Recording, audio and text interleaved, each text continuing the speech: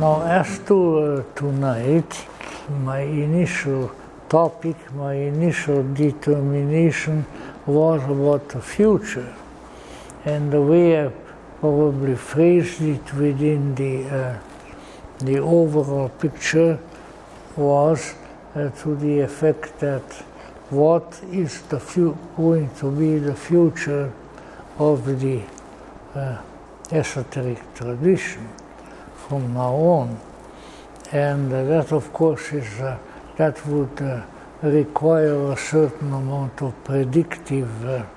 It's a little bit cold in here. It really is.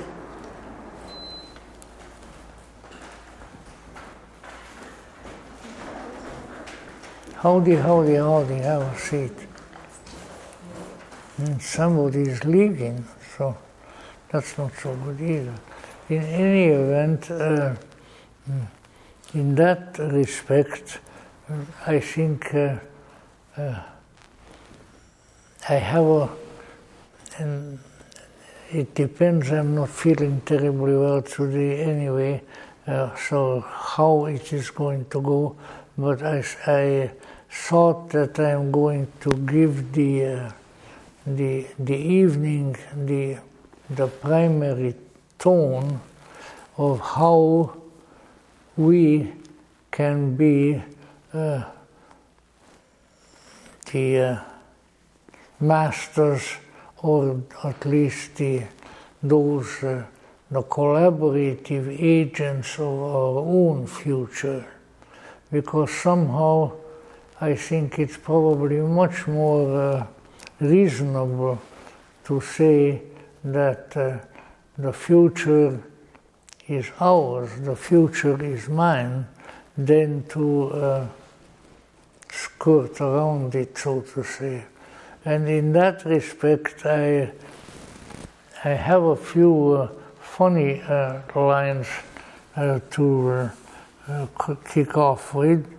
One of them being, which I actually heard here, and I heard it from our then president, the late Dr. William Abt, the hero who found the dead dog underneath the building, right around there, you got it, yes. And so this one I heard from here, he said, "Be not concerned with the future.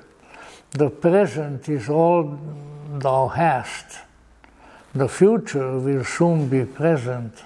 The present will soon be past." So that's a good one to remember. And then, of course, there is the frequently repeated saying of Christendom, the Hollywood prophet, with whom I have a curious and not very much desired liaison, in the fact that he owned a two-story house on sort of right behind the Blessed Sacrament Church, Hollywood, and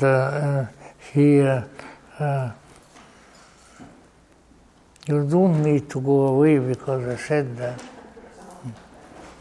And that house was owned by the great Hollywood prophet Exzel. He had no first name, he had no last name, his name was Exzel. But he had a nationally syndicated show foretelling the future. And he always started out with this sentence: "Tomorrow, tomorrow, and tomorrow. Here today and gone tomorrow. We are all interested in the future because that is where you and I will spend the rest of our lives." He was a very dramatic gentleman. I there was again some kind of a centenary of Christendom or something, and we had this place absolutely packed with people, and we had an impersonator of Christendom with a long blonde hair and all of that. It was a great deal of funny, but he got up on the stage and it was the end of the world party, because Christendom in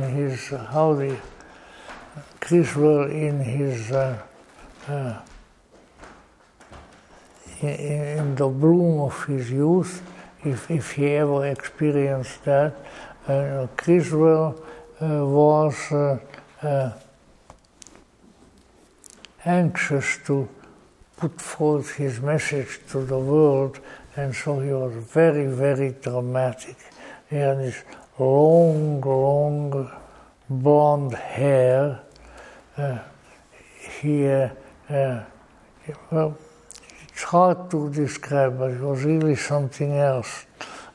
And that was his entry always: tomorrow, tomorrow, and tomorrow. Here today and gone tomorrow. We are all interested in the future, because that is where you and I are going to spend the rest of our lives. So now I would like to turn the attention for a few minutes into a slightly different direction by sort of asking us the question, what do we mean by our future? And I think that the Gnosis has its own often strange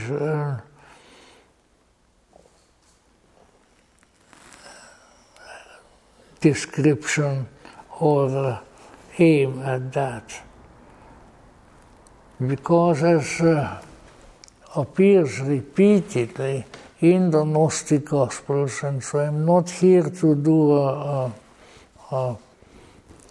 an evening of biblical exegesis, but the Gnosis has its own strange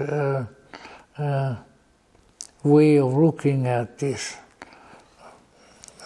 Because the question is, how will our end be? It's in Thomas, it's in all the scriptures too. And Jesus answers to the disciples, know you then, are you inquiring about the end? How can you inquire about the end when you don't know the beginning? That's slightly altered the saying.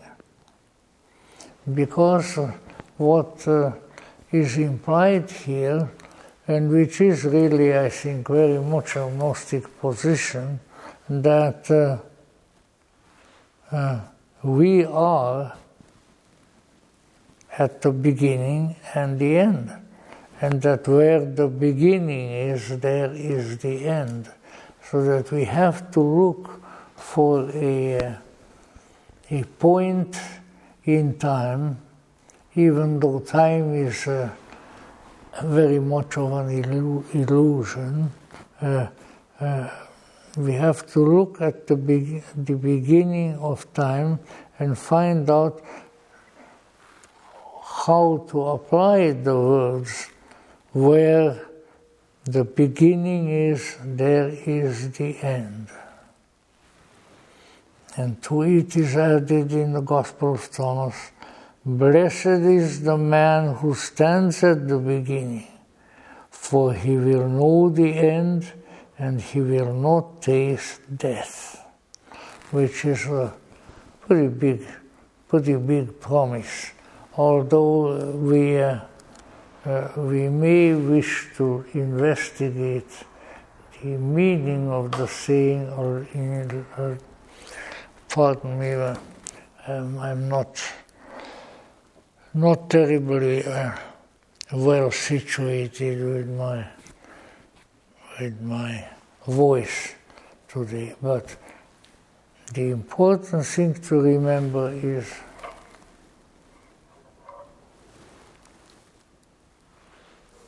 as to what is the beginning and what is the end.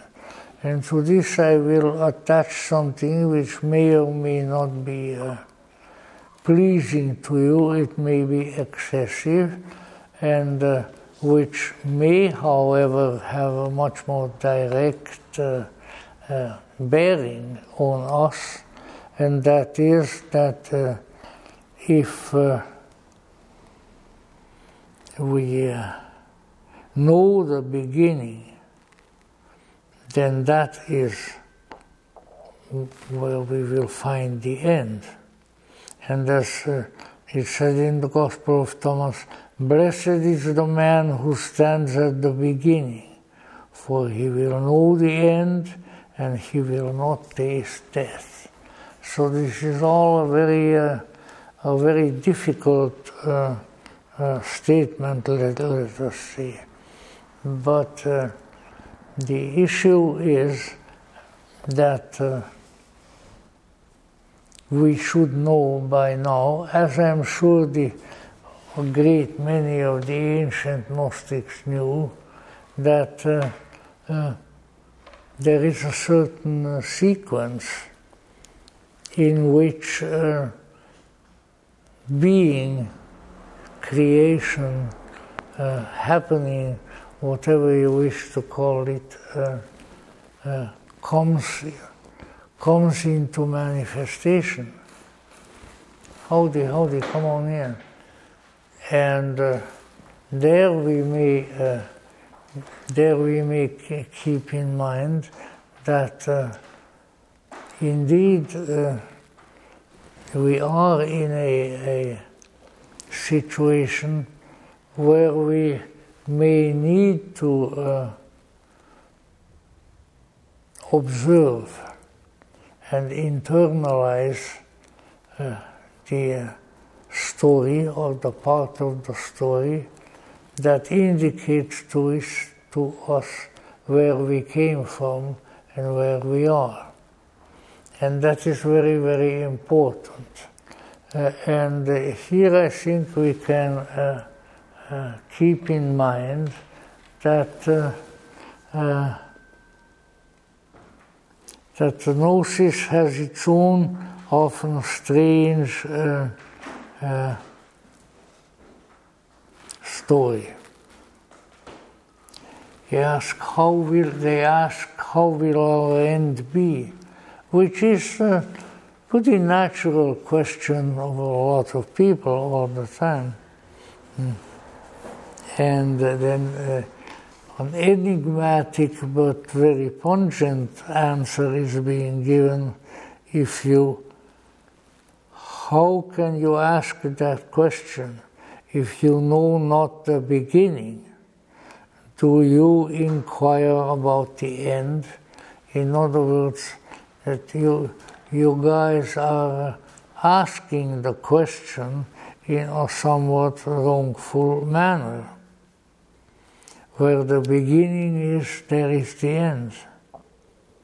Blessed is the man who stands at the beginning, says the Gnostic Gospel, for he will know the end and he will not taste death, which is probably the most enigmatic of the sayings. But what we are really dealing with here is that if we have an interior Gnostic type knowledge of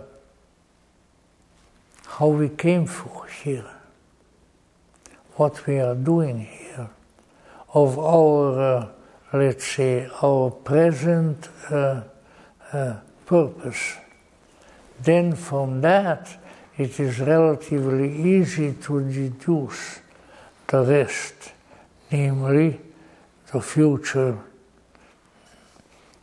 And if we don't know the past, we will not know the future. So this again is sort of a grandiose statement to which I am partial to. But I think it is a statement that is very true. Because now jumping back to some of our earlier considerations, is my voice all right? I have a voice problem. Namely, that if we know how we have gotten here, then we will know how to get out of here. If we don't know how we have gotten here, then we won't. Which is, of course, true if we want to be a little strong about it. Pretty much of all the creation myths of the world, because they have various metaphors and explanations for describing, or at least alluding to our coming here, but they do not have drawn conclusions from them, or they are really not giving us the kind of conclusions that we require in order to make sense of all this. So what that means is that if you read or have in some way communicated to you the vast, virtually endless mythos of Blavatsky's secret doctrine, in it concealed, now with some subsequent writings that have been discovered a little less concealed, actually the manner in which we, and for that matter, all sorts of other beings on the face of the earth have come here. And that is, to put it very briefly, that is the fact that from an incredible, transcendental, strange, even unrecognizable source, we, along with many other beings, have come into this world from the supreme source. In fact, since I rediscovered this particular mythology, I always remembered Carl Gustav Jung's statement in which he said that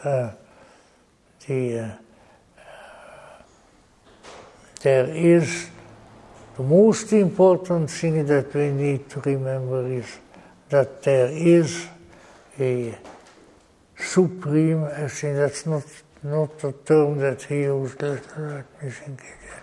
There is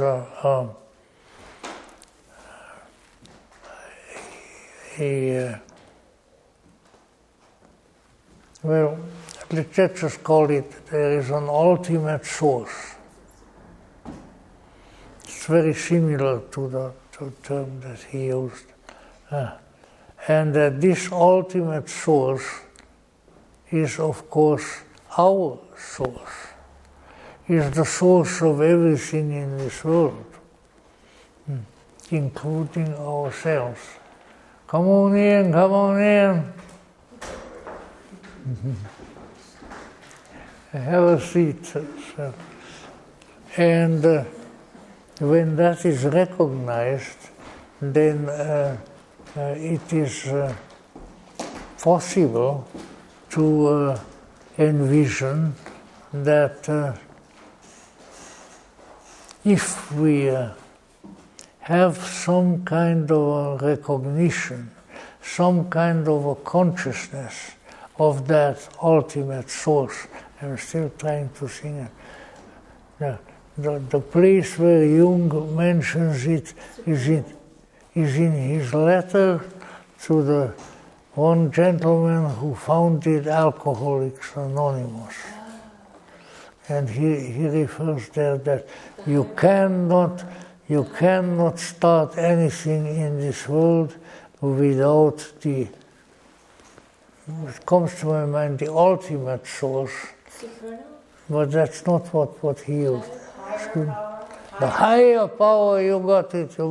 I tell you, the cognitive abilities of the feminine are incredible.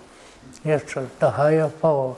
So, all right, you and I,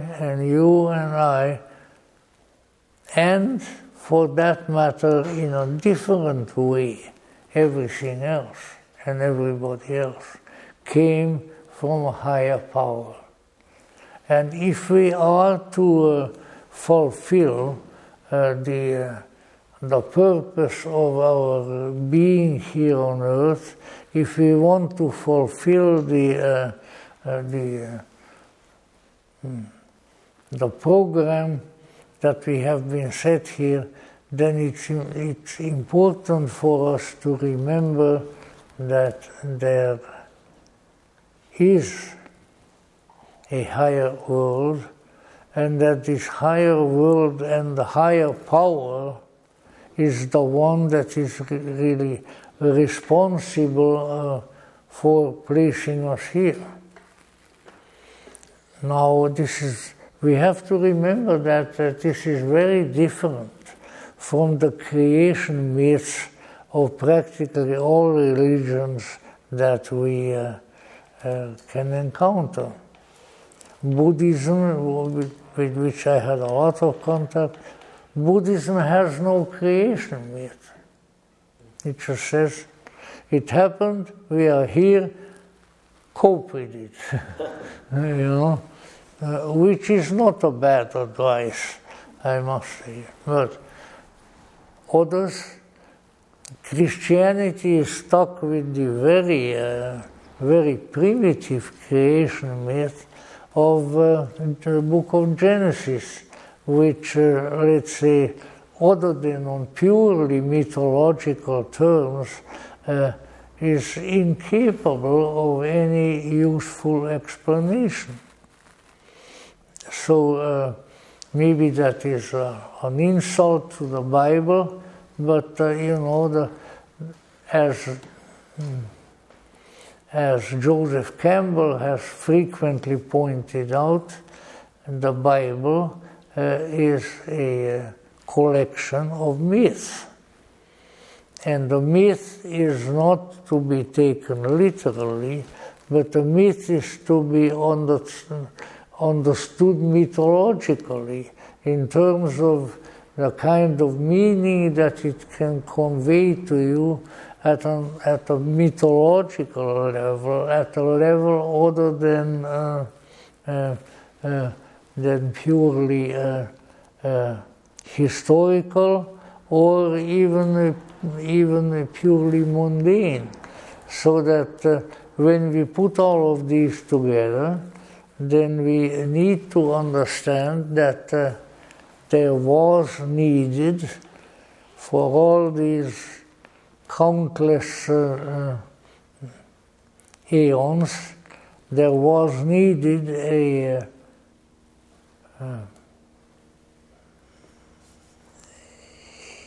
creation myth which was useful in the present and perhaps even more useful for the future.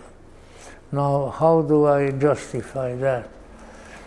In the present, it is useful for the present because if you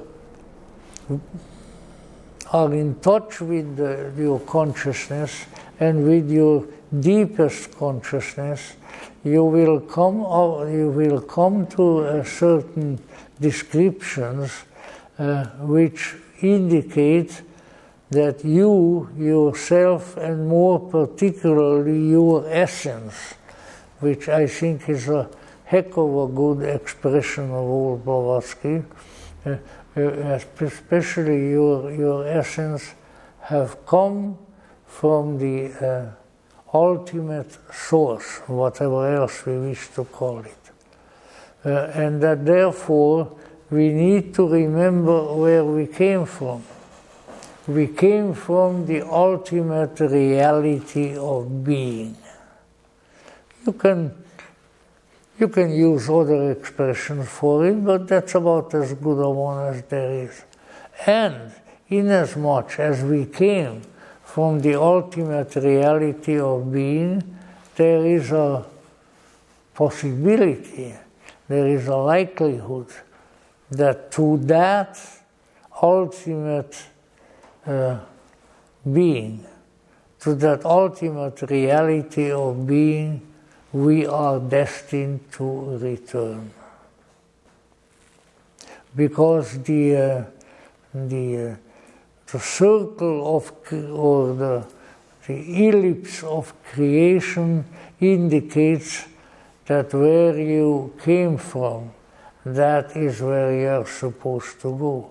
Now you might of course ask, if that is true, then why am I still sitting in Hollywood on Beechwood Drive? And the same with you. And it is a rather difficult question. So being a rather difficult question, we are just not going to answer it. How about that? In any event,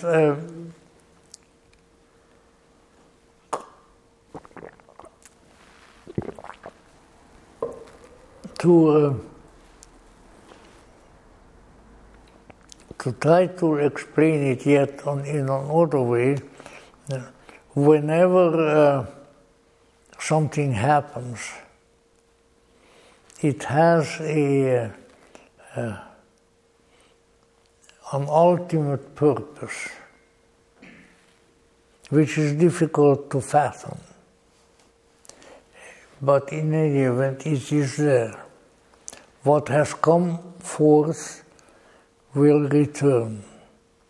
What is here must go back there.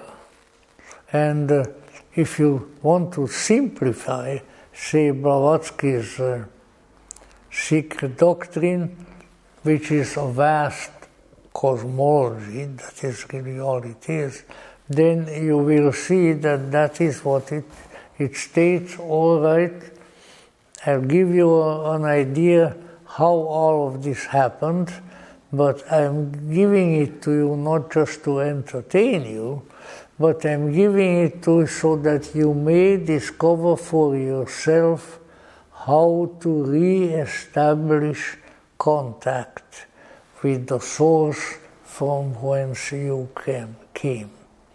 And if you look, I was for years and years, maybe more years than I was happy about it, I was a teacher of world religions at the college level. And if you look at the various religions at the present time in the world or in the past, you find pretty much everywhere that there is some explanation of a creation myth.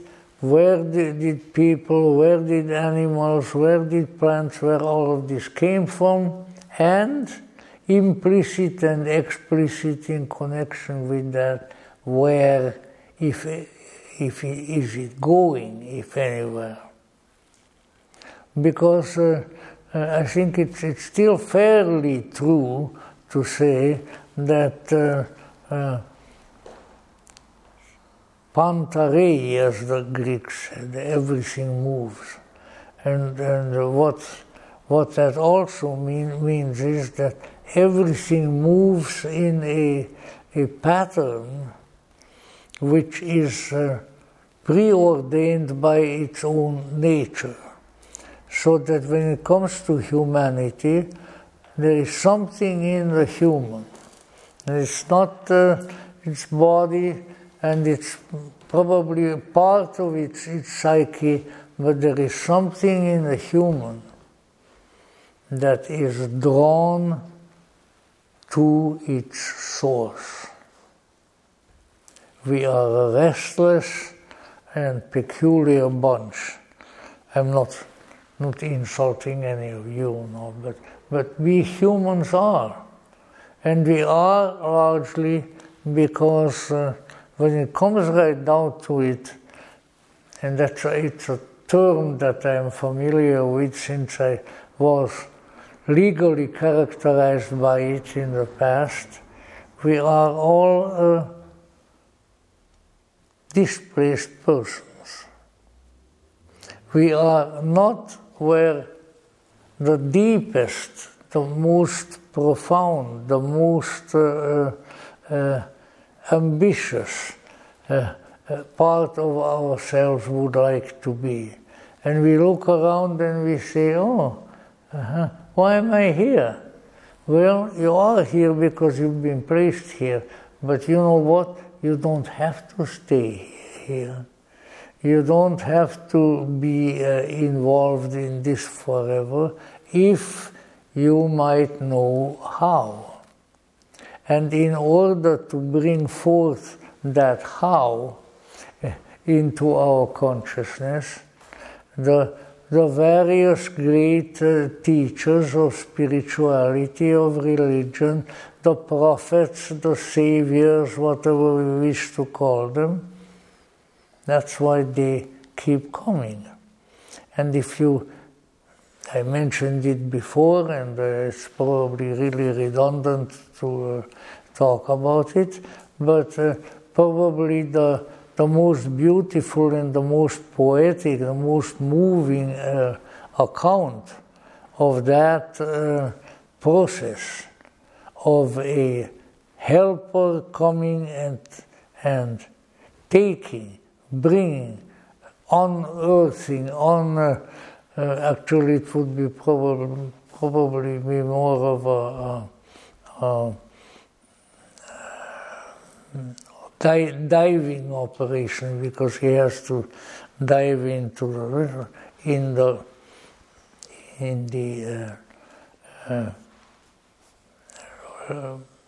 hymn of the pearl, which is the term that it is mostly used, and which is a poetic description, presumably written down on the basis of her,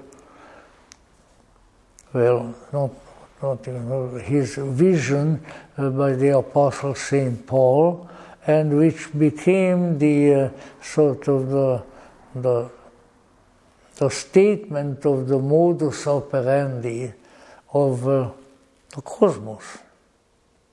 In other words, there's something that we had.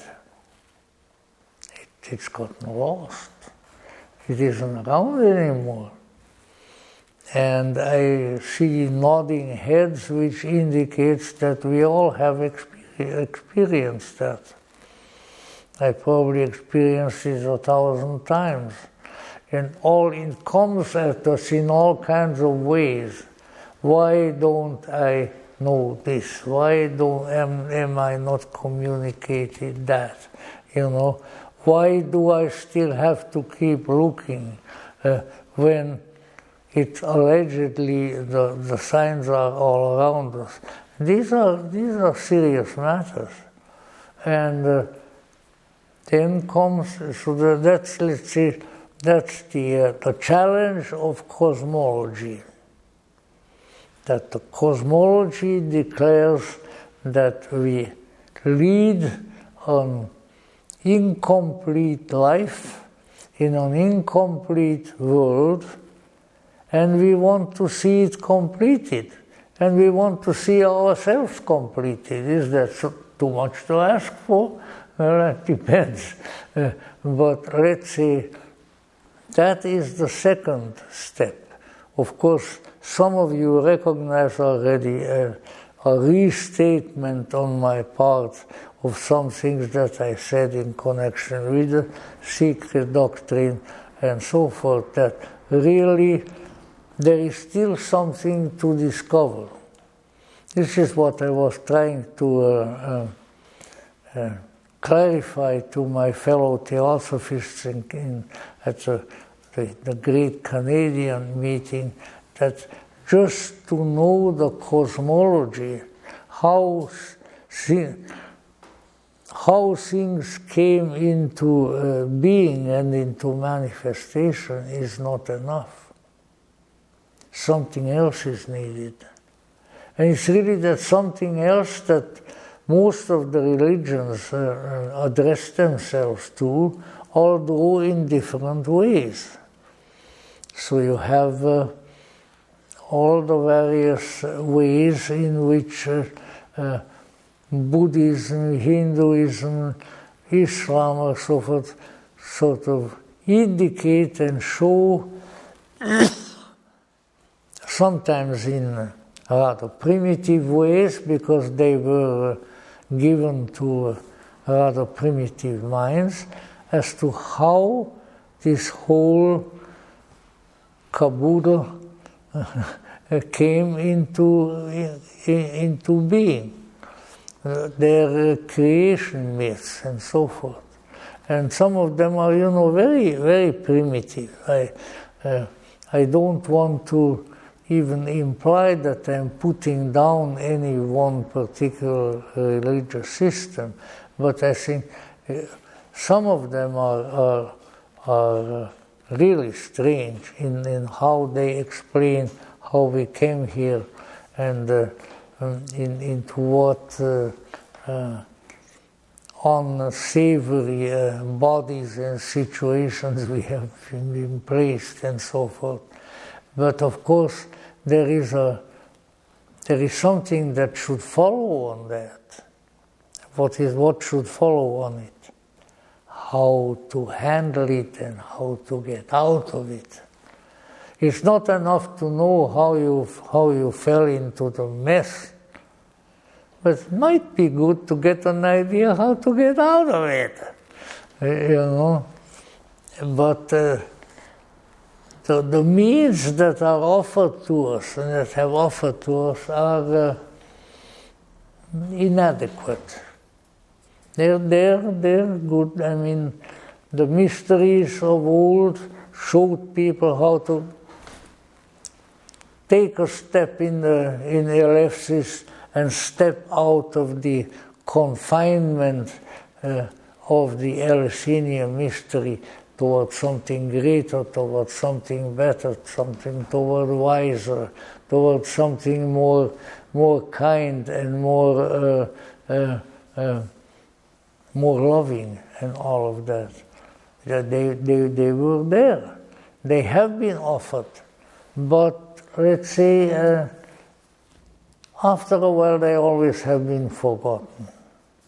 Oh yeah, I remember that. I remember when I went there, and there were all these priests, and they were putting on this big show about Corey and about her mother and all that.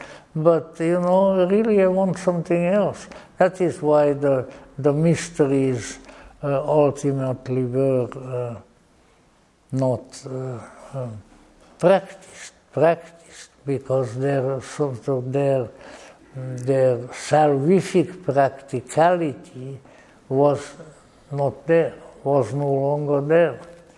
And so something else, so to say, was needed. So what was needed?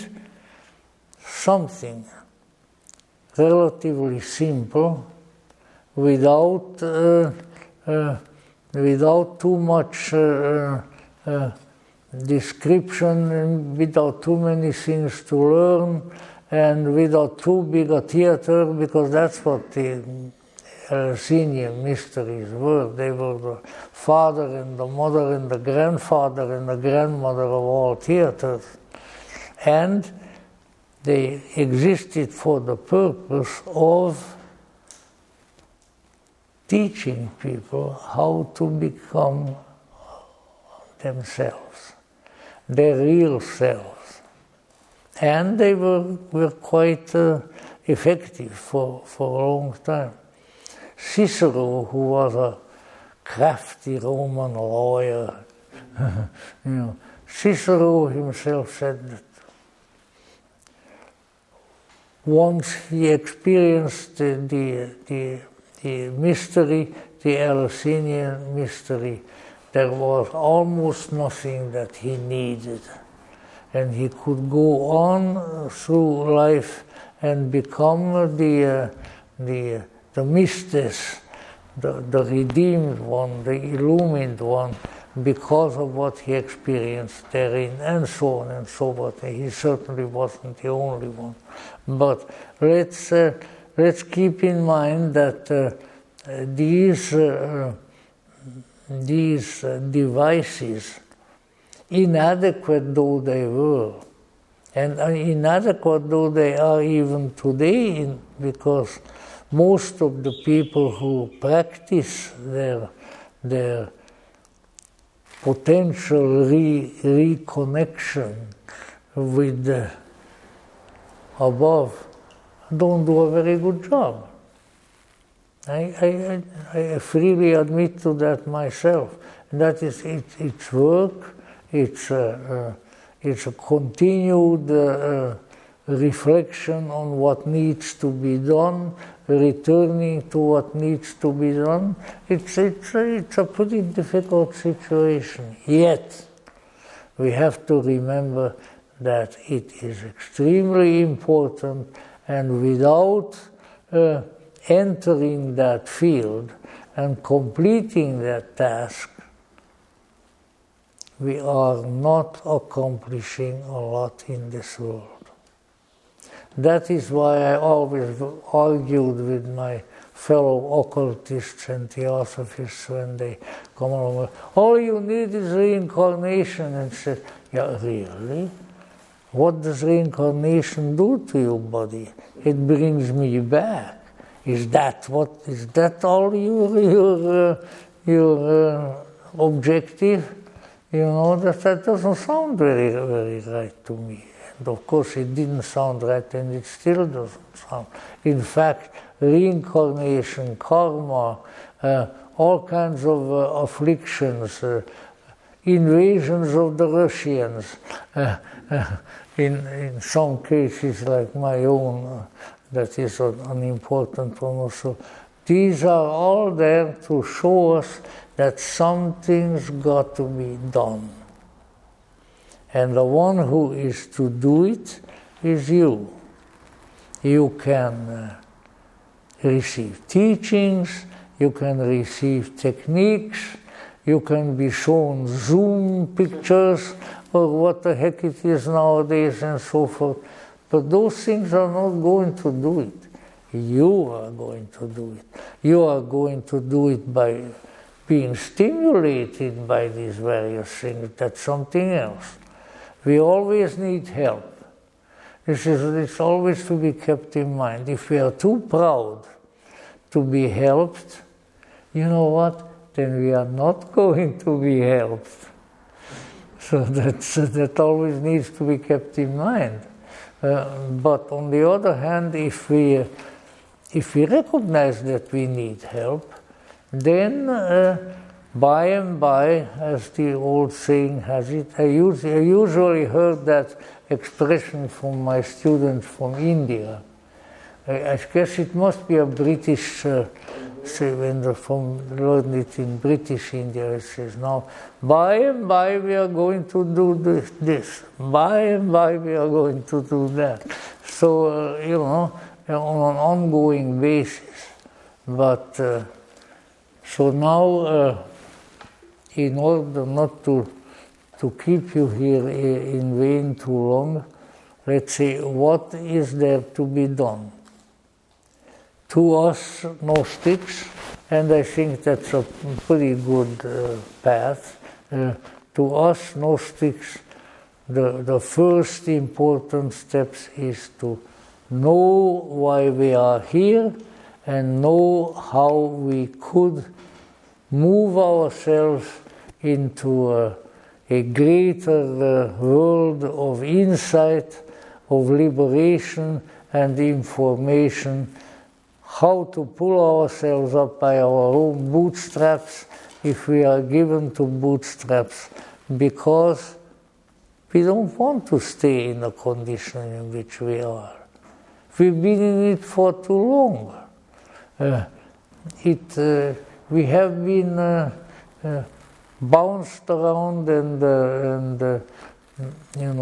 put into various conditions. The time comes when there has to be a direct knowledge, a direct knowing. And how will that come? Is that when we have come sort of to the edge, we have tried this, we have tried that, and ultimately really none of it worked. That is when there is no other seemingly workable method, then comes the time that I'm talking about now. And that it's mentioned everywhere. It has its names, whether it's samadhi, whether it is buddhi or any other things, but those are just names. The important thing is the experience. Yet, when all else fails, when we have tried everything else, we have come forth from the source and are here now in the more or less desolate condition. Once we begin to recognize that there is something beyond this too, and it's not just something that somebody will teach you in school or or various other things. Well, all right, Professor, now you tell me. And he tells you, and you're just as dumb as you were before, which is the reason for the state of mind of the majority of our university students. But there has to be something. There has to be a change, a switch, a turning of the key, and all of a sudden you are no longer there, but you're up here. And when you are up here, then you know. When you were down there, you were hoping to know. And there is a difference. And once again, it's an inadequate expression to say that you want to know. So in a certain sense, the very term gnosis and the very concept of gnosis is inadequate. But what else are you going to call it? You want to know. You want to know why you are here, you want to know where you are going, and you want to know how to go. Otherwise, nothing happens. And I have a feeling that all of us here and many, many millions otherwise have tried just about everything. And at the end, there was nothing. They couldn't go any further. There are always all kinds of what a friend of mine used to call diddly fools. You know what a diddly fool is? A diddly fool is some nonsense that you engage in. In any event, all those things are there. But you have to find something that works. You find something that takes you where you want to go. And in order to do that, you have to cultivate a very strange thing. And I'm pretty much going to quit with that because that's a big enough task in itself. Namely, you have to cultivate a relationship with the ultimate source. You have to become, as indeed some some saints in East and West have called themselves, you have to become a friend of God. Until you are a friend of God, He's not going to answer his telephone when you call him. Now, I know, of course. But so it's important to remember that a familiarity has to develop. The trouble is that so much of the monotheistic religions, Judaism, Christianity, Islam, what they have cultivated up to this day is unfamiliarity. In other words, their God is a stranger. Their God, the God is not a familiar character, and that's a difficulty.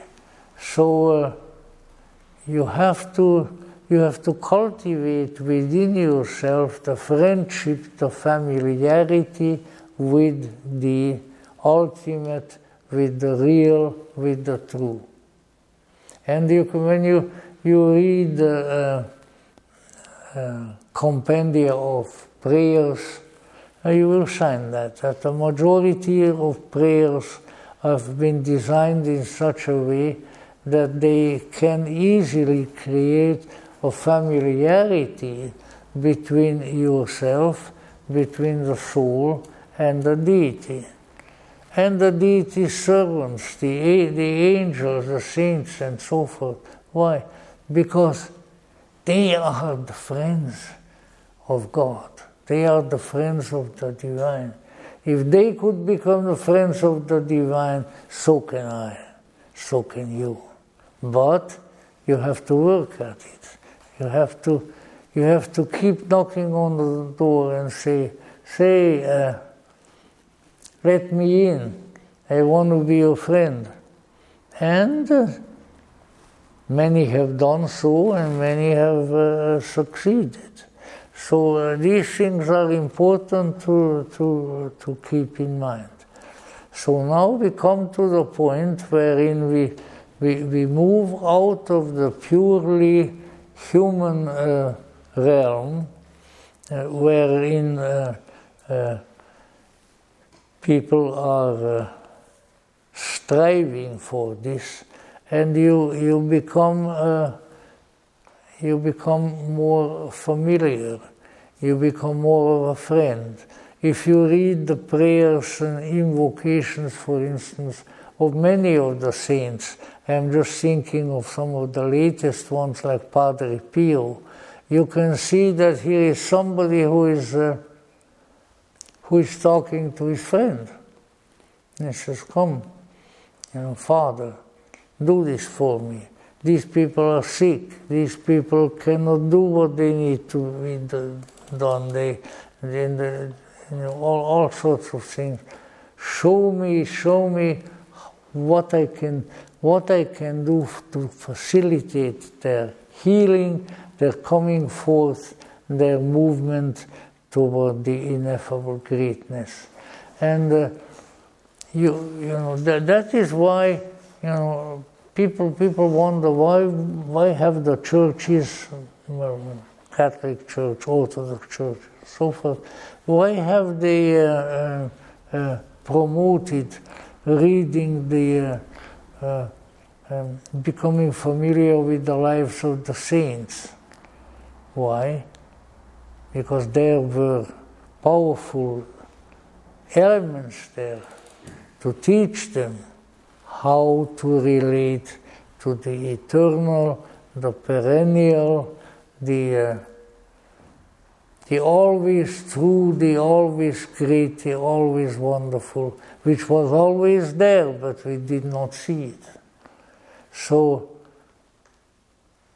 I am not here offering you techniques how to talk to God, because the prayer books, the lives of prayers of people have done a great deal of that. But what I am trying to convey is that unless and until you come to the point where you move into the intimate personal contact, the gnosis, the knowing of the eternal, then you are just where you are. You're not going to get anywhere. So it is very important to have a deep, a powerful desire to acquire the knowledge of the ultimate. To not even to, because you know the inner worlds, the heaven worlds, are filled with beings. And then most of them are really good beings, but one of the issues is that you have to realize that none of them are really what you want and what you need. What you need is more than an angel, more than an archangel, more than a cherubim, more than a seraphim. What you need is the ultimately real, the ultimate truth, that to which no one can add anything, because it's all full. And when you touch that, then something happens.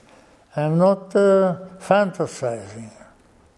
I have been in the presence of people who shall never be named, who were practically taken up into the air by their contact with their essence. I have seen somebody walk down the street and all of a sudden burst into an incredible light. What is this? And then it took me a while to find out that this was, let's say, it was a case of illumination. It's even called that, enlightenment, illumination. And that the results of it, at least for a period of time, were quite remarkable. And that this needs to be kept in mind. There is something available to us. And it's not purely a gift of one party to another. It is a gift to help us rediscover that which we already have inside of us. And that is also important to remember. And once again, I'm not putting any practice down and things like that. But let's keep it in mind that the divine is everywhere. The divine is not just in a little black snake in your back called Kundalini, but it's everywhere. And if you call upon it, if you don't give up in your search for it, if you call and ask and beg that you need this transforming power, it will come to you. It may not come to you when you, that's the bad part. It may not come to you when you ask for it. It may come to you years after you ask for it. But it's better late than never, as the saying has. And that we need to keep in mind. So we need to keep in mind that we have already within us something incredible. Something that is more powerful than all power, more glorious than all glory, more wonderful than all wonder. But it needs to be approached, it needs to be awakened, it needs to become our friend and walk with us. Walk with us to the incredible, the unbelievable place, the placeless place, which is where the true, the good, and the beautiful dwell. And won't it be just incredible when the good and the true and the beautiful all descend upon you and become an awakening of your inner nature? This has been done. It has been done for thousands of years, millions of years. It can be done now. But we have to approach it reverently and with insight and with knowledge. And in so doing, who am I to guarantee you things? But I can guarantee to myself that if we do this right, if we do this again and again, if we do this with knowledge, with Gnosis, we will get to the ultimate objective. And we will be, whatever we want to call it, we will have become the living children of God. We will have become those who have come forth long ago and who now are going back. So mote it be, so mote it be, so mote it be. Thank you.